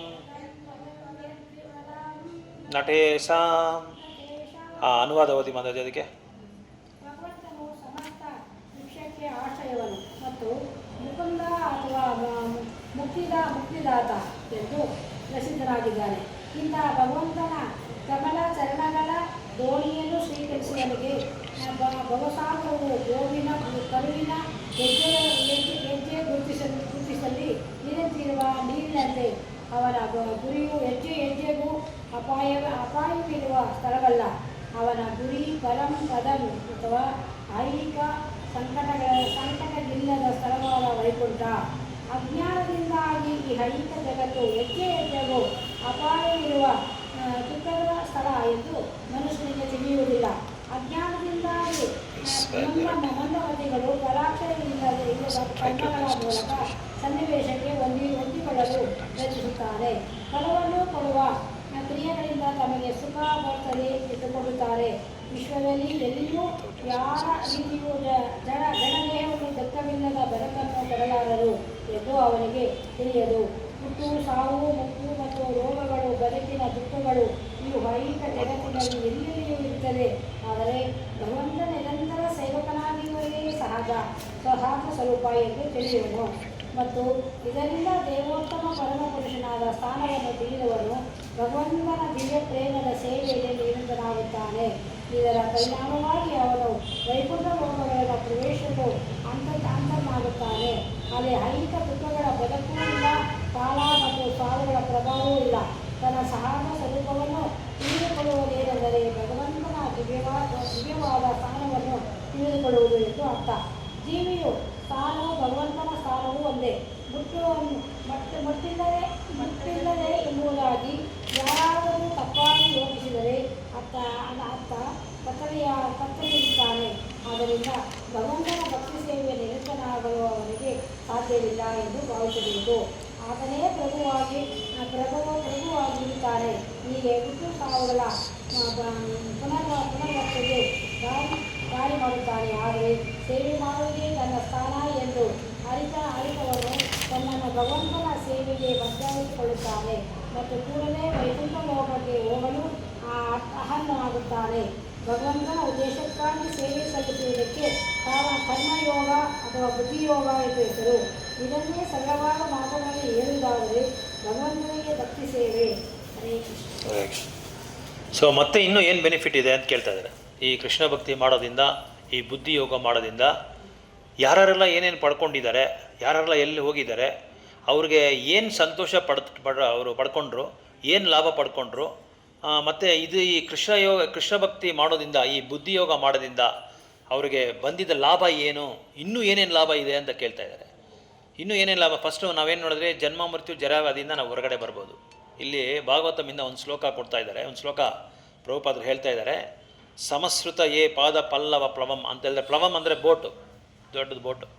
ಈಗ ಈ ಸಂಸಾರದಿಂದ ಅಂದರೆ ಈ ಭೌತಿಕ ಪ್ರಪಂಚದಿಂದ ನಾವು ಹೊರಗಡೆ ಬರಬೇಕು ಅಂತ ಹೇಳಿದ್ರೆ, ಮುಕ್ತಿ ಕೊಡುವ ಮುಕುಂದನ ಪಾದ ಪದ್ಮಗಳಿದೆಯಲ್ಲ, ಅದನ್ನು ನಾವು ಆಶ್ರಯ ಪಡಬೇಕು, ಅಲ್ಲಿ ಆಶ್ರಯ ಪಡಬೇಕು.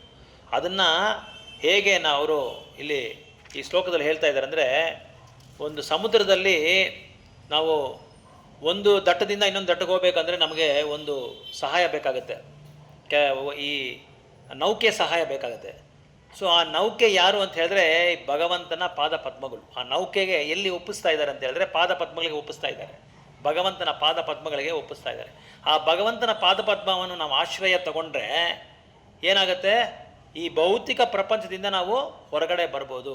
ಯಾವ ಥರ ಬರ್ಬೋದು ಅಂತ ಹೇಳಿದ್ರೆ, ನೀವು ಕೃಷ್ಣ ಭಕ್ತಿನಲ್ಲಿ, ಬುದ್ಧಿಯೋಗದಲ್ಲಿ, ಭಕ್ತಿ ಯೋಗದಲ್ಲಿ ನೀವು ಯುಕ್ತರಾದರೆ, ಅಂದರೆ ಕಲಿಯುಗದಲ್ಲಿ ಭಗವಂತನ ನಾಮ ಹೇಳಿಕೊಂಡು ಪ್ರತಿದಿನ ನಿತ್ಯ ಭಗವಂತನ ನಾಮ ಹೇಳಿಕೊಂಡು ನಾವು ಭಗವಂತನ ಸೇವೆ ಮಾಡಿಕೊಂಡು ಭಗವದ್ಗೀತಾ ಭಾಗವತಂ ಅಂತ ಭಕ್ತರ ಜೊತೆ ಸತ್ಸಂಗ ಮಾಡೋದ್ರಿಂದ ಏನಾಗುತ್ತಂದರೆ, ಈ ಭೌತಿಕ ಪ್ರಪಂಚ ಅನ್ನೋದು ಬಂದು ದೊಡ್ಡ ಕ್ಲೇಶಾಗ್ನಿ, ಇದು ದೊಡ್ಡ ಕ್ಲೇಶ. ಇದು ಈ ದುಃಖದಿಂದ, ಕ್ಲೇಶಗಳಿಂದ ನಾವು ಹೊರಗಡೆ ಬರಬೇಕು ಅಂತ ಹೇಳಿದ್ರೆ, ಮುಕ್ತಿ ಕೊಡುವ ಮುಕುಂದನಾದ ಪಾದಪದ್ಮಗಳ ಆಶ್ರಯ ತಗೊಂಡ್ರೆ, ಈ ಭೌತಿಕ ಪ್ರಪಂಚ ಅನ್ನೋದು ಒಂದು ದೊಡ್ಡ ಸಮುದ್ರ ಥರ. ಇದು ಈ ಸಮುದ್ರ ಹೇಗಾಗ್ಬಿಡುತ್ತೆ ಅಂದರೆ, ನಾವು ಆಶ್ರಯ ತಗೊಂಡು ಆದಮೇಲೆ ಈ ಹಸು ಮರಿ ಇದೆಯಲ್ಲ, ಹಸು ಕರು, ಆ ಕರುವಿನ ಕಾಲು ಕೆಳಗಡೆ ಎಷ್ಟು ನೀರು ನಿಲ್ಬೋದು, ಒಂದಿಷ್ಟು ನೀರು ನಿಲ್ಬೋದಾ, ಅದನ್ನು ನಾವು ದಾಟೋಕ್ಕಾಗುತ್ತಾ ಇಲ್ವಾ? ಈಸಿಯಾಗಿ ಸರಳವಾಗಿ ದಾಟ್ಬಿಡ್ಬೋದು.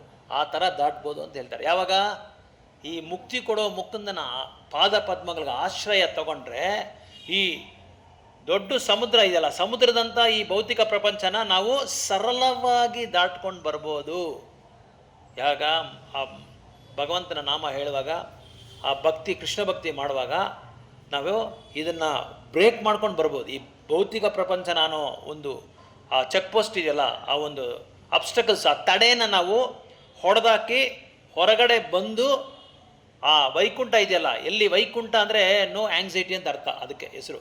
ಎಲ್ಲಿ ಸಮಸ್ಯೆಗಳಿಲ್ವೋ, ಎಲ್ಲಿ ಜನ್ಮ ಮೃತ್ಯು ಜರಾವ್ಯಾಧಿ ಇಲ್ವೋ, ಎಲ್ಲಿ ಯಾವಾಗಲೂ ದುಃಖ ಇಲ್ವೋ, ಅದನ್ನು ವೈಕುಂಠ ಅಂತ ಹೇಳೋದು. ಕುಂಠ ಅಂದರೆ ದುಃಖ, ವೈಕುಂಠ ಅಂದರೆ ನೋ ದುಃಖ, ದುಃಖ ಇಲ್ಲ ಅಂತ ಅರ್ಥ. ಆ ವೈಕುಂಠಕ್ಕೆ ನಾವು ಹೋಗ್ಬೋದು. ಎಲ್ಲಿ ವೈಕುಂಠದಲ್ಲಿ ಪದ ಅಲ್ಲಿ ಇದಿಲ್ಲ, ಏನಿಲ್ಲ, ಅಪಾಯ ಅನ್ನೋದಿಲ್ಲ ಅಲ್ಲಿ, ಅಪಾಯ ಅನ್ನೋದೇ ಇಲ್ಲ, ಭಯ ಇಲ್ಲ ಅಲ್ಲಿ. ಆದರೆ ಈ ಭೌತಿಕ ಪ್ರಪಂಚದಲ್ಲಿ ಪದಂ ಪದಂ ಯದ್ದಿ ಪದಂ ನಟೇಸ, ಒಂದೊಂದು ಹೆಜ್ಜೆಗೂ ನಮಗೇನಿದೆ. ಈಗ ನಾವು ಕ್ಲಾಸ್ ಆಗಿದ ತಕ್ಷಣ ಹಂಗೆ ಹೋಗ್ತಾ ಇರ್ತೀರಿ, ಗೊತ್ತಿಲ್ಲದ್ರೆ ಕಂಪ್ಯೂಟರ್ ಸಾಮಾನ್ಯ ತುಳಿದ್ಬಿಟ್ರೆ ಕಾಲ ಏನಾಗುತ್ತೆ?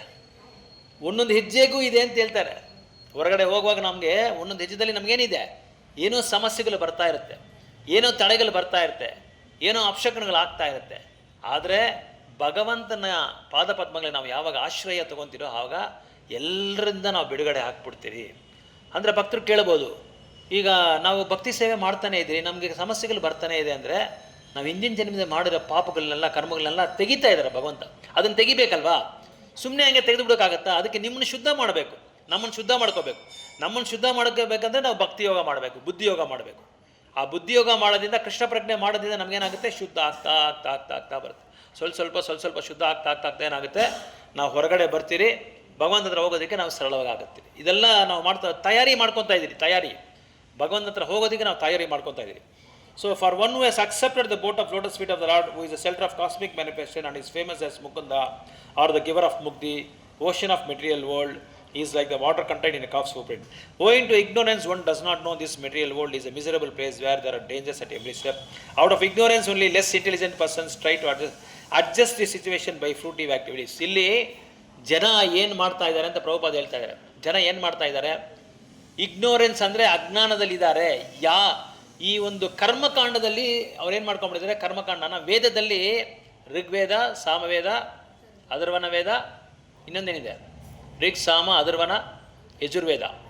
ಈ 4 ವೇದಗಳಲ್ಲಿ ಕೃಷ್ಣನ ಬಗ್ಗೆ ಅಷ್ಟೊಂದು ಡೀಟೇಲ್ಸ್ ಕೊಟ್ಟಿಲ್ಲ. ಚೆನ್ನಾಗಿ ತಿಳ್ಕೊಳ್ಳಿ, ಅರ್ಥ ಮಾಡ್ಕೊಳ್ಳಿ. ಕೃಷ್ಣನ ನಾಮಕ್ಕೆ ಬಗ್ಗೆ, ಕೃಷ್ಣನ ಗುಣ ಬಗ್ಗೆ, ಕೃಷ್ಣನ ಗುಣಗಾನ ಮಾಡೋದು ತುಂಬ ಕಡಿಮೆ. ಇದರಲ್ಲಿ ಕರ್ಮಕಾಂಡ ಅಂತ ಒಂದು ಸೆಕ್ಷನ್ ಇದೆ. ಆ ಸೆಕ್ಷನಲ್ಲಿ ಏನು ಮಾಡ್ತಾರೆ ಅಂದರೆ, ನಿನಗೆ ಮಕ್ಕಳಿಲ್ವಾ, ಸರ್ಪದೋಷ ಇದೆ, ನಿನಗೆ ಪರಿಹಾರ ಮಾಡ್ಕೋ. ನಿನಗೆ ಮದುವೆ ಆಗಿಲ್ವಾ, ಈ ಏನೋ ಕಾಳಹಸ್ತಿಗೆ ಹೋಗು, ಕುಕ್ಕೆ ಸುಬ್ರಹ್ಮಣ್ಯಂಗೆ ಹೋಗು, ಅಲ್ಲಿ ನಿನ್ನ ಪರಿಹಾರ ಆಗುತ್ತೆ. ಹಿಂಗೆ ಜನ ಏನು ಮಾಡ್ತಾ ಇದ್ದಾರೆ ಅಂದರೆ, ವೇದದಲ್ಲಿ ದೇವತೆಗಳನ್ನ ಆರಾಧನಾ ಮಾಡೋದ್ರಿಂದ ನಿನ್ನ ದೋಷಗಳಿಗೆಲ್ಲ ಪರಿಹಾರ ಆಗುತ್ತೆ. ಈಗ ಆಯುಷ್ ಹೋಮ ಮಾಡ್ಕೊತಾರೆ, ಗೊತ್ತಲ್ವ ನಿಮಗೆ? ಆಯುಷ್ ಹೋಮ 60 ವರ್ಷದ ಶಾಂತಿ ಮಾಡ್ಕೊತಾರೆ. ಏನಕ್ಕೆ ಮಾಡ್ಕೊತಾರೆ ಅಂದರೆ ಆಯುಷ್ನ ಜಾಸ್ತಿ ಮಾಡ್ಕೊಳ್ಳೋಕ್ಕೆ. ಆಗುತ್ತಾ ಅದು? ಅವರು ಹೋಮ ಮಾಡೋದ್ರಿಂದ ಅವ್ರ ಆಯುಷ್ ಜಾಸ್ತಿ ಆಗುತ್ತಾ? ಅವ್ರು ಎಷ್ಟು ವರ್ಷ ಇರಬೇಕೋ ಅಷ್ಟು ವರ್ಷ ಇರ್ತಾರೆ, ಆಮೇಲೆ ಏನಾಗ್ತಾರೆ? ಹೋಗ್ತಾ ಇರ್ತಾರೆ. ಸೊ ಇದರಿಂದ ದೇವತೆಗಳ ಆರಾಧನೆಯಿಂದ ಇಂಥ ರಿಚುವಲ್ಸು, ಇಂಥ ಏನು ಪರಿಹಾರಗಳು ನೀವು ಮಾಡೋ ಅವಶ್ಯಕತೆ ಇಲ್ಲ. ಯಾವಾಗ ಅವಶ್ಯಕತೆ ಇಲ್ಲ ಅಂದರೆ, ಭಗವಂತನ ಸೇವೆ ಮಾಡುವಾಗ, ಕೃಷ್ಣನ ಪ್ರಜ್ಞೆ ನೀವು ಆಚರಣೆ ಮಾಡುವಾಗ ಈ ಎಲ್ಲ ರಿಚುವಲ್ಸು, ಈ ಎಲ್ಲ ಕರ್ಮಕಾಂಡದಲ್ಲಿರೋ ಪ್ರತಿಯೊಂದು ಫ್ರೂಟಿವ್ ಆ್ಯಕ್ಟಿವಿಟೀಸ್ ಅಂತ ಹೇಳ್ತಾರೆ. ಫ್ರೂಟಿವ್ ಆ್ಯಕ್ಟಿವಿಟೀಸ್ ಅಂದರೆ ಆ ಕಾರ್ಯ ಮಾಡೋದು ಏನಕ್ಕೆ ಅಂತ ಹೇಳಿದ್ರೆ, ನಮಗೇನೋ ಒಂದು ಸಮಸ್ಯೆ ಇರುತ್ತೆ. ಆ ಸಮಸ್ಯೆದಿಂದ ನಾವು ಪಾರ ಆಗಬೇಕು ಅಂತ ಹೇಳಿದ್ರೆ ಇಂಥ ಹೋಮ ಮಾಡಿ, ಇಂಥ ಯಜ್ಞ ಮಾಡಿ, ಇಂಥ ಪೂಜೆ ಮಾಡಿ. ಈ ಪೂಜೆ ಪುನಸ್ಕಾರಗಳು, ಹೋಮ, ಇದೆಲ್ಲ ನಾವು ಮಾಡೋದು ಏನಕ್ಕೆ ಅಂತ ಹೇಳಿದ್ರೆ, ನಮ್ಮ ಒಂದು ದುಃಖದಿಂದ ಪಾರಾಗೋದಿಕ್ಕೆ. ಆದರೆ ಕೃಷ್ಣ ಪ್ರಜ್ಞೆಯಲ್ಲಿರೋನು ಈ ಒಂದು ಹೋಮ, ಯಜ್ಞ, ತಪಸ್ಯ, ಈ ಒಂದು ಏನದು ಸಂಸ್ಕಾರಗಳು, ಇದೆಲ್ಲ ಸಂಸ್ಕಾರ ಮಾಡಬೇಕು. ಬಟ್ ಬೇರೆ ಇದೆಲ್ಲ ಇದೆಯಲ್ಲ, ಅದೆಲ್ಲ ಏನು ಮಾಡೋ ಅವಶ್ಯಕತೆಯೇ ಇಲ್ಲ ಅಂತ ಹೇಳ್ತಾ ಇದ್ದಾರೆ ಇಲ್ಲಿ ಪ್ರಭುಪಾದ. ಇದನ್ನು ಕೇಳೋರು ಹೊರಗಡೆಯನ್ನು ಕೇಳಿಬಿಟ್ರೆ ಬೇಜಾರಾಗ್ಬಿಡ್ತಾರೆ ಅವರು. ಏನ್ರಿ ನೀವು ಹೋಮ ಮಾಡಬೇಡ ಅಂತ ಹೇಳ್ತೀರಾ, ಏನ್ರಿ ಯಜ್ಞ ಮಾಡಬೇಡ ಅಂತ ಹೇಳ್ತೀರಾ, ಏನ್ರಿ ತಪಸ್ಸೆ ಮಾಡಬೇಡ ಅಂತ ಹೇಳ್ತೀರಾ, ನೀವು ಯಾರೇ ನಿಮ್ಗೆ ಹೇಳಿದ್ದು? ವೇದದಲ್ಲಿ ಇಲ್ವಾ ಅಲ್ಲಿ ಅಂತ ಕೇಳಿ. ವೇದದಲ್ಲಿ ಯಾವುದನ್ನು ನಾವು ತಗೋಬೇಕು, ಯಾವುದನ್ನು ಬಿಡಬೇಕು ಅನ್ನೋದು ನಾವು ಜ್ಞಾನ ಇರಬೇಕು ನಮಗೆ. ಅದೇ ಇಲ್ಲಿ ಹೇಳ್ತಾರೆ, ಅಜ್ಞಾನದಲ್ಲಿ ನಾವಿದ್ದೀರಾ. ಇಲ್ಲಿ ಹೇಳ್ತಾರೆ ನೋಡಿ, owing to ignorance one does not know this material world is miserable place.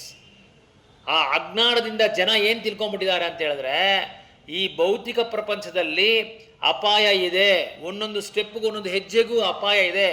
ಆ ಅಪಾಯವನ್ನು ಅವನು ಸರಿಯಾಗಿ ಗುರುತಿಸ್ಕೊಳ್ತಾ ಇಲ್ಲ, ಅದ್ರ ಬಗ್ಗೆ ಚಿಂತೆನೇ ಮಾಡ್ತಾ ಇಲ್ಲ. ನಾನು ಡೈಲಿ ಆ್ಯಕ್ಟಿವಿಟಿ ನಾನು ಏನು ಮಾಡ್ತೀನಿ ಅದನ್ನು ಮಾಡ್ತಾ ಇದ್ದೀನಿ. ನನ್ನ ಶಕ್ತಿ, ನನ್ನ ಬುದ್ಧಿ, ನನ್ನ ಚಮತ್ಕಾರ, ನನ್ನ ವಿವೇಕ, ನನ್ನ ಏನು ಎಕ್ಸ್ಪರ್ಟೈಸ್, ಅದರಿಂದ ನಾನು ಬದುಕ್ತಾ ಇದ್ದೀನಿ. ಭಗವಂತ ಏನು ನನಗೇನು ಸಹಾಯ ಮಾಡ್ತಾ ಇಲ್ಲ, ಭಗವಂತ ಏನು ನನ್ನ ಕರುಣೆ ಕೊಡ್ತಾ ಇಲ್ಲ. ನನ್ನ ದುಡ್ಡು, ನನ್ನ ಸೊತ್ತು, ನನ್ನ ಮಾತು, ನನ್ನ ತಿಳುವಳಿಕೆ, ಅದರಿಂದ ನಾನು ಮಾಡ್ತಾ ಇದ್ದೀನಿ. ಅದರಿಂದ ಏನು ಮಾಡ್ತಾರೆ, ಕೆಲವರು ಇನ್ನೊಂದು ಗ್ರೂಪ್ ಏನು ಮಾಡ್ತಾರೆ ಅಂದರೆ, ಹೌದಪ್ಪ ದೇವ್ರನ್ನ ನಂಬಬೇಕು, ದೇವ್ರನ್ನ ಆಚರಣೆ ಮಾಡಬೇಕು, ನಾವು ಈ ಯಜ್ಞ ಮಾಡ್ಬಿಡೋಣ, ಈ ಹೋಮ ಮಾಡ್ಬಿಡೋಣ, ಮಾಡೋದೆಲ್ಲ ಮಾಡಿಬಿಡ್ತಾರೆ, ಪಾಪ ಕಾರ್ಯ ಎಲ್ಲ ಮಾಡಿಬಿಟ್ಟು ಇದು ಮಾಡಿದ್ರೆ ಆ ಪಾಪ ಹೊರಟೋಗುತ್ತೆ, ಅದರಿಂದ ಪಾರಾಗ್ಬಿಡ್ತೀನಿ ಅಂತ ಅವ್ರು ತಿಳ್ಕೊಂಡಿದ್ದಾರೆ.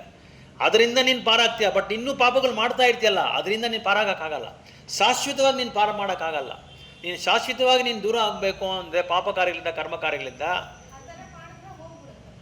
ಆ ಪರ್ಟಿಕ್ಯುಲರ್ ಪರಿಹಾರ ಹೋಗುತ್ತೆ. ಬಟ್ ಎಷ್ಟೊಂದಿದೆ ನಮಗೆ, ಒಂದು ದೋಷ ಇಲ್ಲ, ಬೇಕಾದಷ್ಟು ದೋಷಗಳು ಬರ್ತಾನೆ ಇರುತ್ತೆ. ಅದು ಶಾಶ್ವತ ಅಲ್ಲ. ಆ ಪರಿಹಾರ ಹೋಗುತ್ತೆ, ಶಾಶ್ವತ ಇಲ್ಲ ಅದು. ಮತ್ತು ಇನ್ನೊಂದು ಇದು ಬರುತ್ತೆ, ಇನ್ನೊಂದು ದೋಷ ಬರುತ್ತೆ, ಇನ್ನೊಂದು ದೋಷ ಬರುತ್ತೆ, ಇನ್ನೊಂದು ದೋಷ ಬರುತ್ತೆ.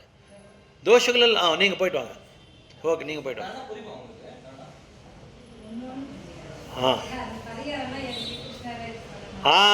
கரெக்ட்.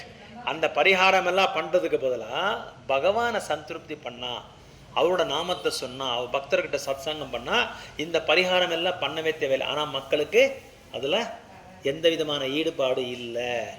நாங்கள் வேதங்களை தான் பார்க்குறோம், நாங்கள் வேதங்களை தான் படிக்கிறோம், நாங்கள் யக்னங்களை தான் பண்ணுவோம், ஹோமம் தான் பண்ணுவோம்.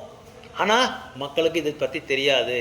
வேதங்களை என்ன சொல்லியிருக்காங்க, இந்த தேவதை கிட்ட போ, அந்த தேவதை கிட்ட போ, நீ துர்காதேவி கிட்ட போ. துர்காதேவி என்ன பண்ணுறாரு, உனக்கு நல்ல அழகான வர்ணம் அழகான பையனை கொடுப்பாரு, அழகான பொண்ணை கொடுப்பாரு. அதே இது சூரிய தேவனை நமஸ்காரம் பண்ணால் நம்மளுக்கு வியாதிகளெல்லாம் போயிடும். லக்ஷ்மியை நம்ம வழிபாடு பண்ணால் நிறைய தனம் கிடைக்கும், செல்வம் கிடைக்கும். சிவபெருமாளை நம்ம வதம் பண்ணால் என்ன ஆகும், நல்ல மங்களகரமான இது கிடைக்கும். ஸோ ஒரு தேவர்கிட்டையும் இந்த மாதிரி இருக்குது. இந்திர தேவனை நம்ம வழிபட்டால் நம்மளுக்கு மழை நல்லா பெய்யுது. அதனால் இந்த மாதிரி இதுக்கெல்லாம் கர்மகாண்டான்னு சொல்லுவாங்க. இது பண்ணால் அது, அது பண்ணால் இது, இந்த தோஷத்துக்கு இந்த பரிகாரம், அந்த தோஷத்துக்கு அந்த பரிகாரம். இப்போ நிறைய பேர் பாருங்கள், சனி காட்டம் இருக்குது. சனி காட்டம் என்ன சொல்கிறாங்க தமிழில் எனக்கு தெரியலை, மறந்துட்டாது. சனி தோஷம், அதுக்கு வந்து 7.5 சனின்வாங்க. 7.5 வருஷம் இருக்கும். அதுக்கு நீங்கள் என்ன பண்ணுறீங்க, ஆஞ்சநேயர்கிட்ட போங்க. சனிக்கிழமை ஆஞ்சநேயரை பார்த்துடுங்க, போயிடும். ஆனால் நல்லது ஆஞ்சநேயர் பார்த்தா. ஆனால் ஆஞ்சநேயர் என்ன பண்ணார்? அவர் என்ன பண்ணிட்டு இருக்காரு? அவர் என்ன ராமநாமத்தை சொல்லிட்டு இருக்காரு. நிரந்தரமாக ராமநாமத்தை சொல்லிட்டு இருக்காரு. அதனால அங்கே போகிறது நல்லது தான். ஆனால் என்ன மூடு தான் இம்பார்ட்டண்ட்டு. எந்த மூடில் போடுறீங்க, அந்த மூடு தான் இம்பார்ட்டண்ட்டு. அவர் என்ன மூடில் பண்ணுறாரு அனுமான்? எனக்கு தோஷம் எல்லாம் போகட்டும், நான் நல்லா இருக்கட்டும்ன்ற பண்ணுறாரு. ராமர் நல்லா இருக்கணும், சீதா தேவி நல்லா இருக்கணும், அவங்க 2 பேரும் சந்தோஷமாக இருக்கணும். அந்த ஒரு மூடில் தான் அவர் நாமத்தை சொல்கிறாங்களே தவிர, நான் சேவகனாக இருக்கணும், எப்போ பகவானுக்கு நான் சேவகனாக இருக்கணும். இன்னொன்று, இந்த ஜென்மா மிருத்யு ஜராவாதி, இந்த நாள்லேருந்து நம்ம வெளியே வரணும் அப்படின்னா பகவானோட நாமத்தையும் பகவான் தன்னோட வாயால் வந்த திருவாயால் வந்த இந்த கீதையை நம்ம படிக்கணும். அது படித்தாதான் நம்ம என்னாகும். அந்த கீதையில் ஏன் படிக்கணும் அப்படின்னா, அதில் பகவான் சொல்லியிருக்காரு எப்படி நீ இதுலேருந்து வெளியே வரலாம். இதுலேருந்து வெளியே வரணும் அப்படின்னா நீ சரணாகதி ஆகணும். சரணாகதி ஆகணும்னா இந்த கலியுகத்தில் நம்ம என்ன பண்ண வேண்டியது இருக்குன்றது வந்து கலி சந்தர்ண உபநிஷத்தில் சொல்லப்பட்டிருக்கு. இப்படி நாமத்தை நீங்கள் சொல்லுங்க. ஏன்னா நாமந்தான் பகவான் வந்து தன்னோட எல்லா சக்தியும் அந்த நாமத்தில் வச்சிருக்காரு. அதனால் நாமம் ஒன்று தான் ரொம்ப விசேஷமானது எல்லாம். ஏன்னா பகவானோட சக்தியெல்லாம் நாமத்தில் இருக்கிறதுனால, நாமத்தை அந்த சக்தி நம்ம சொல்கிறதுனால நம்மக்கிட்ட இருக்கிற அந்த அரிஷட் வர்க்கங்கள் எல்லாமே வெளியே வரும். இது காமா, குரோதா, லோபா, மோகா, மத, மத்சரியா, இது எல்லாமே ஒருத்தர் மேலே ஒருத்தர் வந்து அசூயப்படுறது, ஒட்டே எழுத்துற தமிழ்லே என்வியஸ்னஸ், வயிறு, ஒருத்தர் மேலே வயிறு எரிச்சல், வயிறெரிச்சல் விடுறது, வயிறெரிச்சல் பண்ணுறது, அந்த மாதிரி இதெல்லாமே போகாமல் காமம், ஆசைகள் நிறைய வருது, குரோதம், நிறைய குரோதங்கள் வருது. இதெல்லாம்லேருந்து இதுலேருந்து நம்ம வெளியே வரோம்னா நாம சொல்ல சொல்ல சொல்ல சொல்ல சுத்தமாயிட்டே இருக்கும்.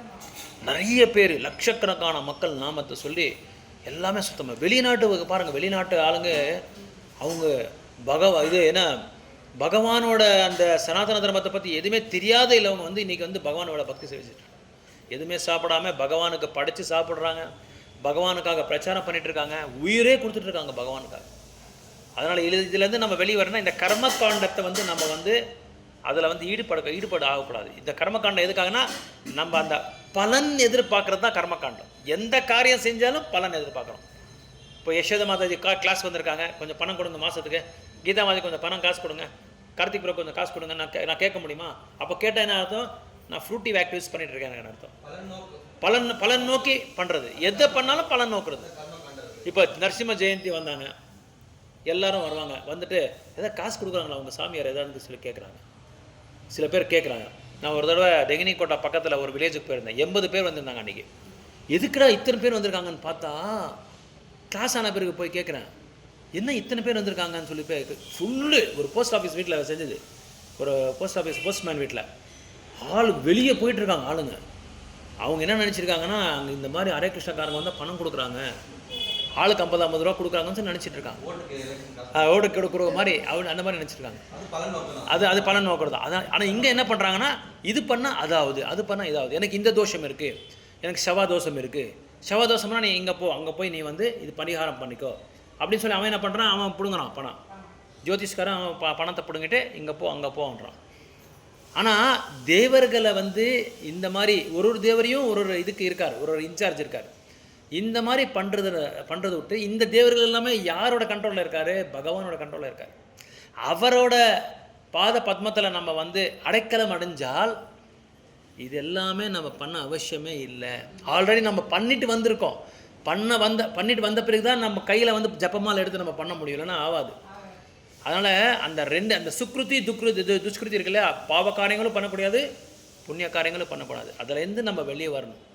அதை வந்து நம்ம கிருஷ்ண உணவில் தான் சொல்லிக் கொடுக்குறாங்க, பகவதியை தான் சொல்லிக் கொடுக்குறாங்க. நிறைய பேருக்கு தெரியாது, புண்ணிய காரியங்கள் பண்ணிகிட்டே இருக்காங்க. நான் பாவம் எல்லாம் பண்ணிவிட்டு 50 kg அரிசி 100 kg அரிசி கொடுத்து எல்லாருக்கும் சாப்பிடு.